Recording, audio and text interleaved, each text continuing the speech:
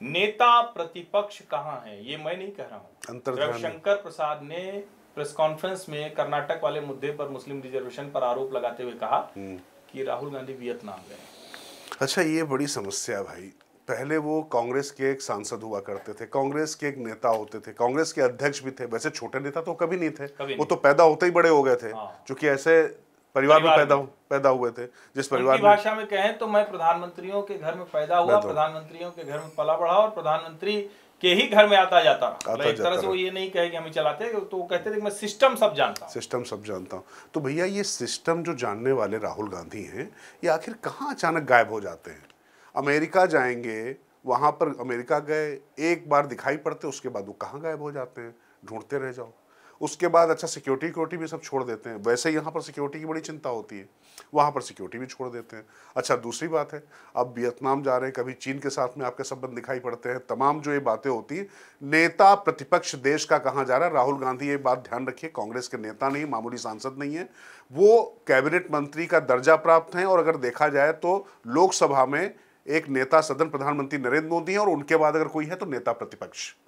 तो ऐसी स्थिति में जब देश का नेता प्रतिपक्ष कहीं पर जा रहा है, तो देश को पता होना चाहिए कि वो कहाँ जा रहे हैं। मोदी भी जाते ही है ना, या इससे पहले भी लोग जाते रहे हैं ना, तमाम मंत्री जाते हैं। लेकिन ये जो पूरी तरीके से जो गायब हो जाते हैं, ये सवाल उठेंगे। अच्छा, इसमें एक चीज़ और दिखाई पड़ती है, ये जो मुद्दे वो लेकर आते हैं, ऐसा लगता है कि वो एक ट्यूटोरियल लेते हैं और एक उसका समयबद्ध असाइनमेंट होता है, और वो जैसे ही असाइनमेंट खत्म होता है उसके बाद वो रिलैक्स करने चले जाते हैं और दूसरा असाइनमेंट लेकर आते हैं। तो ये जो कंसिस्टेंसी, कम से कम जो इसके इस पैटर्न में है, काम करने के पैटर्न में कंसिस्टेंसी नहीं, निरंतरता नहीं है। राजनीति में निरंतरता नहीं, मुद्दों में निरंतरता नहीं है, इसमें निरंतरता है। तो आने के बाद फिर कुछ वडानी कुछ फेंक देंगे। नहीं, देखिए, ये आरोप तो लगेगा और कई बार ये आरोप गंभीर हो जाता है। मान लीजिए कोई आपके ऊपर निजी जीवन में आरोप लगाए कि आप कुछ गलत काम से जा रहे हैं, इस रास्ते क्यों जाते हैं, उस शहर क्यों जाते हैं, संदिग्ध होने लगे, तो आप क्या करते हैं? आप बचते हैं उससे।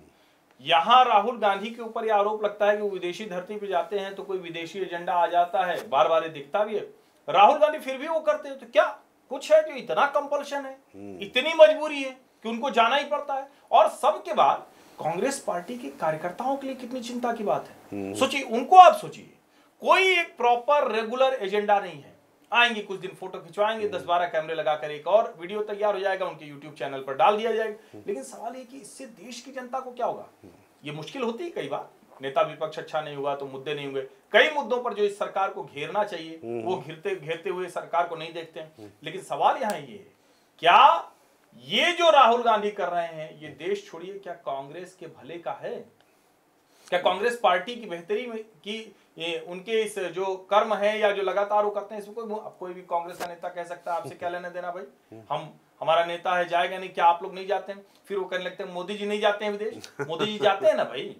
अभी लोग हंगामा करने लगे सदन के बीच में, क्यों गए? अरे भाई, उनका तय दौरा था मॉरिशस का। हमारे इतने अच्छे संबंध है मॉरिशस में, तो हिंदू आबादी बहुत ज्यादा है, हमारा तो देश ही वो भोजपुरी पूरा।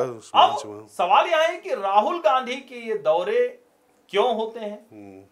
जो साजिशी सिद्धांत राहुल गांधी को लेकर चलते हैं, क्या वो इससे पुख्ता होते हैं? क्या राहुल गांधी इस सब के बावजूद अपनी सार्वजनिक छवि को लेकर जरा सा भी चिंतित या सतर्क नहीं है? क्या राहुल गांधी के इस गैर जिम्मेदार रवैये के कारण, बार बार मौका मिलते ही विदेश जाने के कारण, इसका मतलब ये हुआ कि ये जो काम वो कर रहे हैं ये मन का काम नहीं है? मन का काम वो है सीधे विदेश भागे। और पहले वो कहते भी थे कि राजनीति में आने की कोई मेरी इच्छा नहीं है। तो ये सारी चीजें जो है ना, वो कहीं ना कहीं वो फिर ये बात स्थापित करती हैं कि राजनीति के लायक राहुल गांधी हैं क्या? ये सवाल बड़ा। अच्छा, नहीं, खास बात यह है कि भाई राजनीति का भी भला होता है और उनका भी भला होता है। जो कोई काम नहीं करना चाहता तो वो काम नहीं करना चाहिए, जबरदस्ती उसमें कंपल्सन नहीं। लेकिन एक बात आप देखिए ना, इसमें एक और, बस इस पे यहाँ पे खत्म करेंगे हर्षवर्धन इस टिप्पणी के साथ में, अगले मुद्दे पर चलते हैं। विश्वास का संकट कितना बड़ा है। मान लो कुछ जरूरी पारिवारिक काम हो सकते हैं, प्रियंका गांधी क्यों नहीं भेज दिया जाता है? अभी सांसद बन गई, पहले तो वो सांसद नहीं थी। लेकिन भाई और बहन के बीच में भी वो विश्वास दिखाई नहीं पड़ता है। हो सकता है क्योंकि भाई माँ उनकी विदेशी मूल की हैं, सोनिया गांधी इटली से आई हैं, सब कुछ है, और वो भारत में अब रही है। भारत में वो मुद्दा अब नहीं है, लेकिन कुल मिला के उनके तमाम जगह संपर्क हो सकते हैं, पर बहन नहीं, हर जगह भाई जाएगा।